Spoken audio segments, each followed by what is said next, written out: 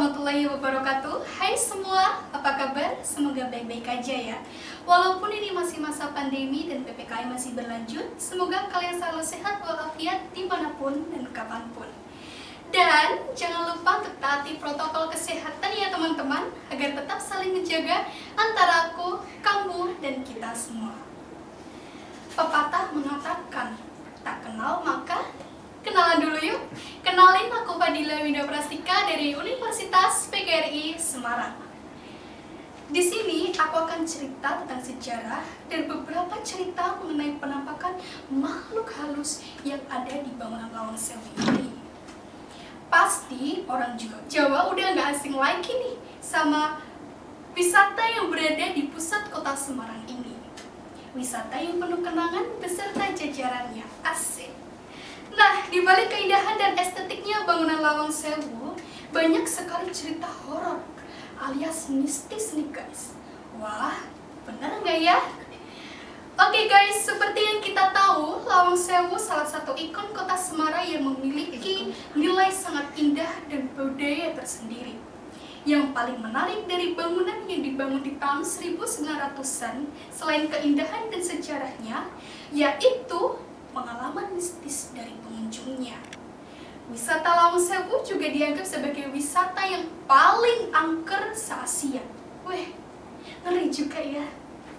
Sebagai gedung tua peninggalan Belanda, awalnya Lawang Sewu digunakan sebagai kantor pusat kereta api swasta NISM, Netherlands Indispoorweg-Maatschappij, yang dibangun di atas lahan seluas 18.232 meter persegi.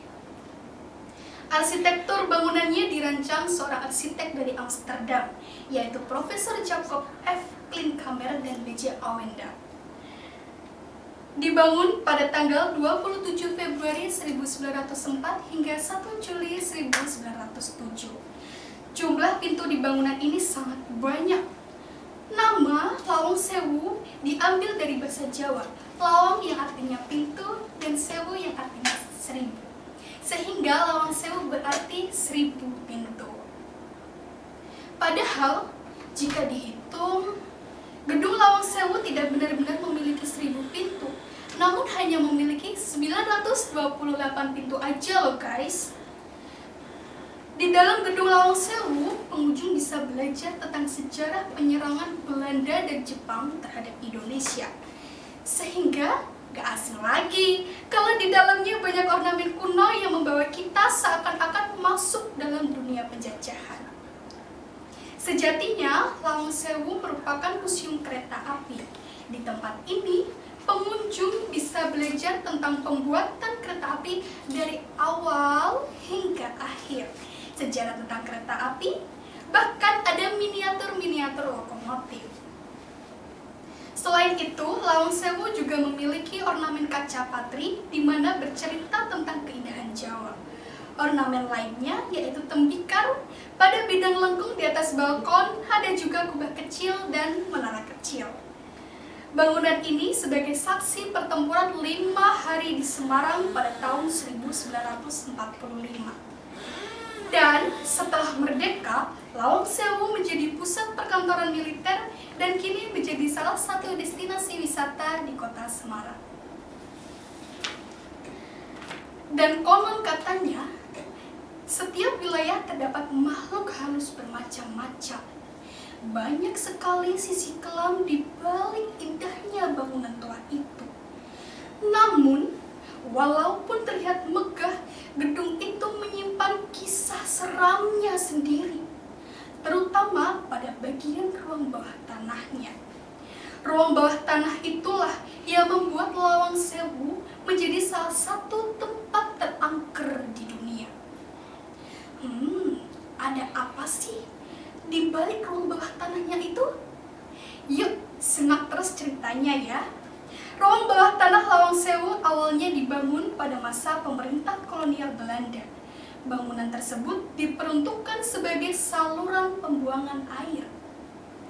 Namun, sejak diambil alih oleh pemerintah Jepang pada tahun 1942, ruang bawah tanah dialihfungsikan jadi penjara bawah tanah, sekaligus tempat pembantaian pendudukan pribumi maupun tentara Belanda kala itu. Sementara itu, ketika Jepang berkuasa atas bangunan Lawang Sewu, mereka membuat 2 buah penjara dengan spesifikasi berbeda. Yang pertama, penjara jongkok dengan berukuran tinggi 0,5 meter, di mana para tahanan harus jongkok dengan diisi air hingga sebatas leher. Yang kedua, penjara berdiri yang berukuran 1 kali 1 meter yang diisi oleh 7-8 orang dengan berdiri berhimpitan. Ngeri banget ya penjara zaman dulu, guys. Mitos yang beredar tentang ruang bawah tanah Lawang Sewu juga dianggap sebagai ruangan yang dapat tembus ke Laut Jawa. Namun, hal ini ditepis oleh salah satu cagar budaya Semarang, Cahyono Raharjo.